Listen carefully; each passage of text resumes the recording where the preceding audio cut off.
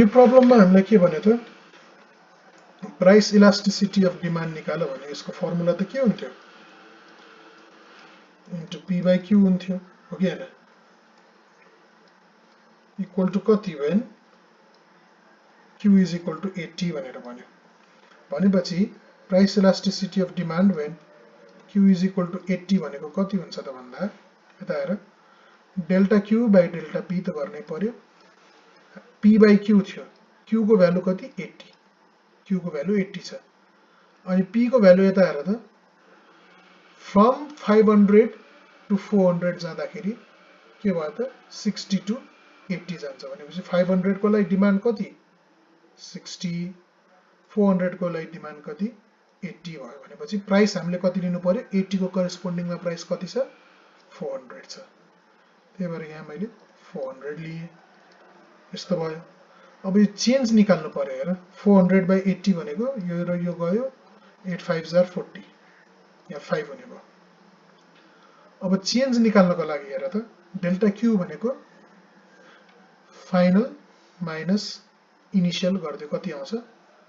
80 minus 60 त्यसरी नै price हेर फाइनल माइनस इनिशियल गर्दियो 400 माइनस 500 आउँछ यो भनेको माथिको 20 अपन माइनस 100 इन्टु यो 5 भयो यो भनेको माइनस 1 बाइ 5 यसलाई र यसलाई काट्यो भने तलपट्टिको 5 आउँछ इन्टु 5 इक्वल टु माइनस 1 भयो ओके यसको इलास्टिसिटी अफ डिमान्ड चाहिँ कति हुने भयो माइनस 1 हुने भयो ठिक छ माइनस 1 हुने भयो भनेपछि हामीलाई निकाल्नु पर्ने यति नै हो डिमान्ड इक्वेसन एउटा दियो अर्को दिएन भने डिमान्ड इक्वेसनको हेल्प लिनुपर्छ यहाँ डिमान्ड इक्वेसन फर्म गरेर राख्नु जरुरी नै छैन चेन्ज अनि त्यो अब जस्तै कतिखेर गर्नु पर्थ्यो भन्दा q को भ्यालु यहाँ कति त 60 र 80 बाहेक 60 और 80 बाहेक अरु कुनै दिएको भए चाहिँ पक्कै पनि त्यसमा के गर्नु पर्थ्यो यो बाहेक अरु दिएको भए चाहिँ के गर्नु पर्थ्यो q को भ्यालु हामीले के p को भ्यालु हामीलाई थाहा छैन p को लागि डिमान्ड इक्वेसनको हेल्प लिनु पर्थ्यो तर यसमा पहिले दिएको हुनाले डिमान्ड इक्वेसनको हेल्प लिनै परेन ओके अब जस्तै यहाँ एट q इक्वल टु 500 भनेर भनेको भए गर्नु पर्थ्यो होला ओके गर्नु पर्थ्यो होला कुरो बुझ्यो होला यसमा डाइरेक्टली भ्यालु दिएकोले मैले डाइरेक्टली भ्यालु युज गरे डाइरेक्टली भ्यालु छैन भने you must find the demand equation अब यहाँ लिनियर मोडल भनेकोले यो जम्मै डेफिनेसनहरु केमा त लिनियर मोडलमै मात्र काम लाग्ने भएको हुनाले लिनियर मोडलमै मैले काम गरिरहेको छु भनेर बुझ्नु है यो नभए यो डेफिनेसन युज गर्नै पाउँदैन यो डेफिनेसन युज गर्नै पाउँदैन ल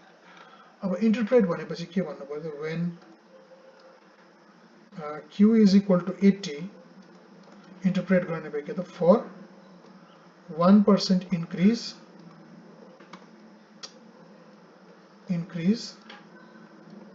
in price there is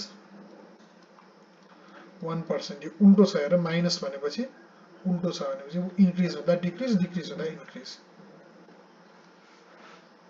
1% decrease in demand भनेर हामीले यसरी इन्टरप्रेट गर्न सक्छौं है त ल यसको लागि यति नै भयो थ्यांक यू भेरी मच